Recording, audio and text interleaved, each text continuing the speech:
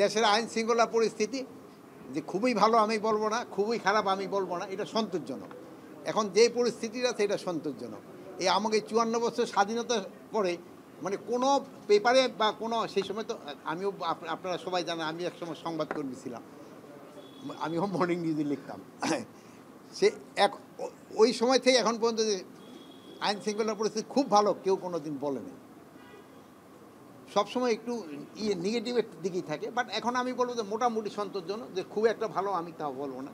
তার এখন এই যে 2-4 দিন যাবাদ এই যে একটা নতুন ধরনের একটা হয়েছে, এতে হয়তো 2-1টা জায়গায় একটু ঝামেলা সৃষ্টি হচ্ছে। এটা আপনাকে সবাই সহযোগিতা এটা কন্ট্রোলে চলে আসবে। কারণ আপনার এই ব্যাপারে খুবই সহযোগিতা করতেছেন, এই জন্য আপনাদের অনেক অনেক ধন্যবাদ। আবার মাঠ প্রশাসনের কাছে হলো ইলেকশনটা যেন ফ্রি, ফেয়ার, ক্রেডিবল এবং উৎসবমুখর হয়, এটার জন্য তাদের প্রস্তুতি গ্রহণ করা। তারা অলরেডি মাঠ প্রশাসন কিন্তু এই ব্যাপারে প্রস্তুতি নিতেছে এবং নিচ্ছে, এই দুটোটাই তারা করে যাচ্ছে।